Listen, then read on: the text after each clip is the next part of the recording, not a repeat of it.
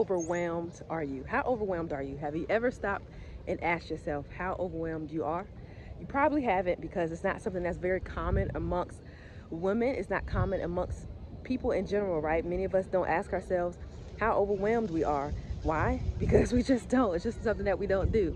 So today's podcast episode, if you don't hear, if you're listening on a podcast platform, you probably hear kids in the background, because I am at a playground with my children.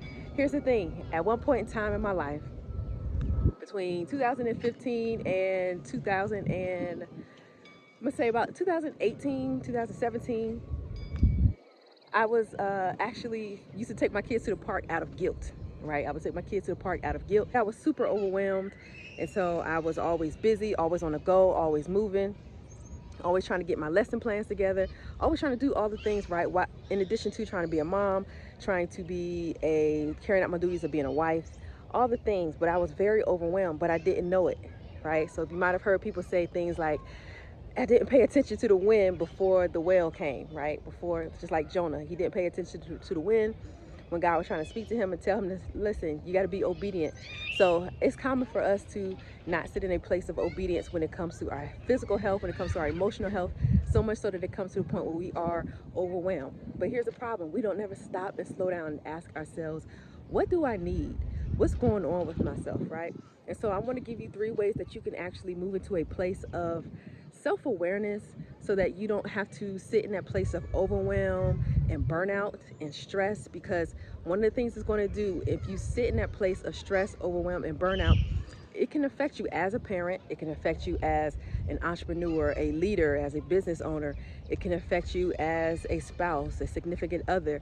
It affects your relationships. It even affects the relationship you have with yourself. So let's jump right into it.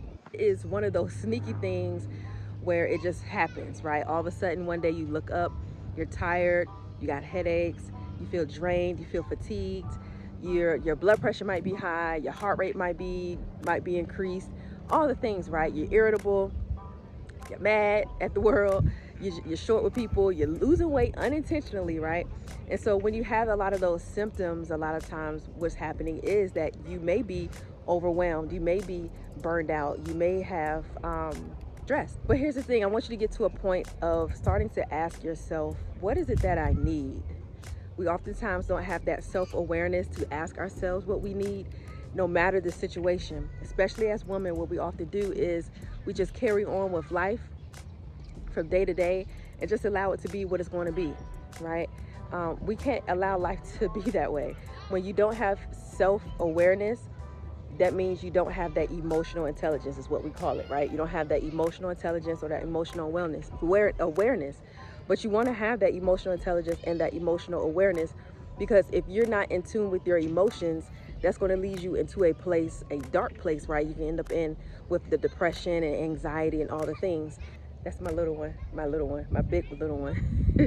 But it was at one point in time when I was a teacher, I remember I still have the picture where I took him to the park out of guilt, right? Because I always was taking my work home. My laptop was always home. I would always do work at home. My productivity was lacking.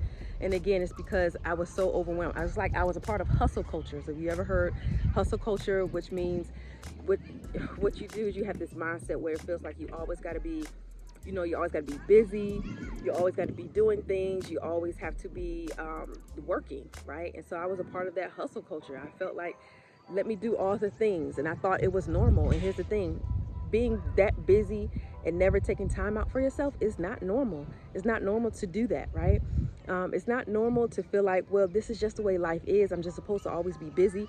But not only am I always supposed to just be busy, I'm always supposed to feel like I'm doing something. Sometimes we're moving and we're moving a lot and doing all the things because we just want to feel like we're doing something. It makes us feel like we're getting the job done, but a lot of times we're not. And you don't want to be an individual who is not being a good steward over your own vessel, right? You don't want to be lacking in stewardship over yourself. I see a bee. over your body and over your mind. You were supposed to take dominion over all the things, and when you don't have dominion, then what that means is now you're lacking, right? You're lacking in certain areas of your life, and you don't want it to be that way. So you want to make sure that you're always looking out for self. without the guilt. Another thing, right? So what are 3 ways that you can actually start to move into that place of self-awareness so that you are not dealing with that stress, that burnout, and that fatigue? So the first thing you need to do, again, is to be self-aware. Slow down, right? Slow down sometime. And then when you're slowing down, slow down without guilt. It's okay to slow down. You were meant to slow down. You were meant to sit in a place of rest. When we look at scriptures in Genesis, we always say, oh, God rested on the 7th day, so you're supposed to rest. God rested because all the things that he did was good. He didn't rest because he was overwhelmed. We don't rest until we're overwhelmed. No, he rested because his work was done and everything was good. He called everything good.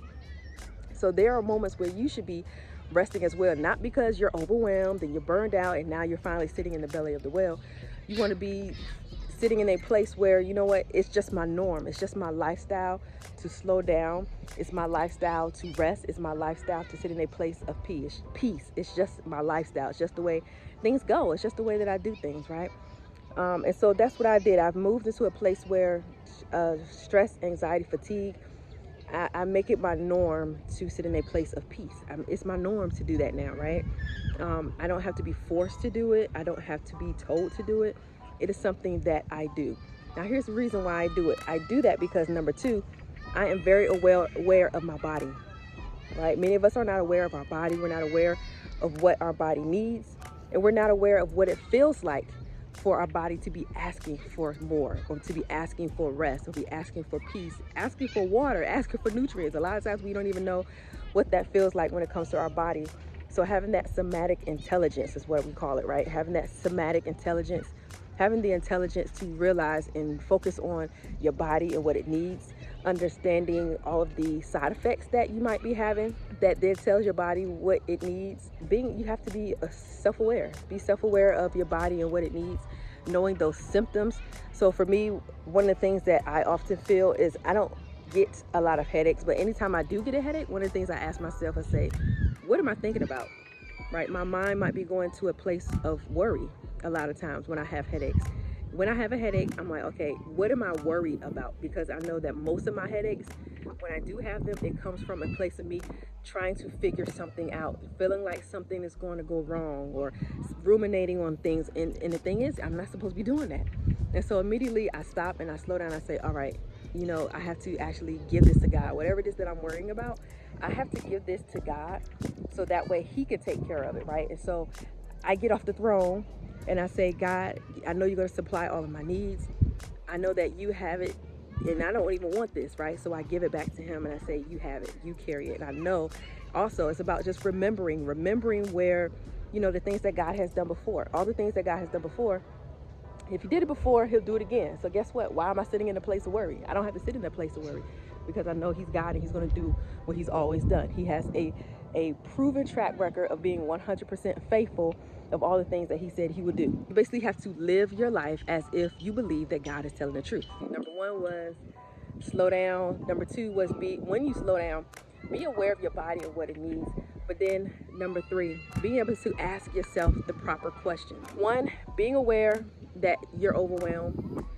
Number 2, knowing the symptoms of your body. But then number 3, once you slow down and you recognize the symptoms, be able to ask yourself simple questions so that you can move yourself back into a place of rest and peace, because that is the goal.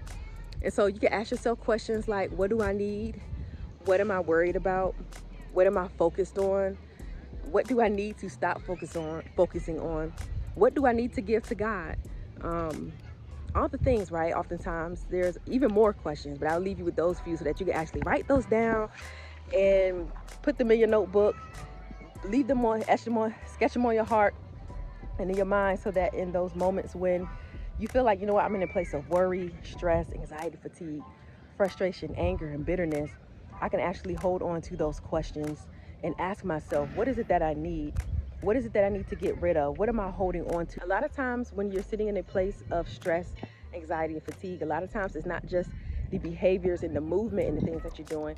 Sometimes a lot of times I'll say 50-50. 50% is what you're doing, but then the other 50% is your thoughts, right? You ruminating on things, you thinking about things, you thinking about the past, you thinking about what they did, you thinking about what's going to happen tomorrow, what's going to happen in the future, what happened in the past.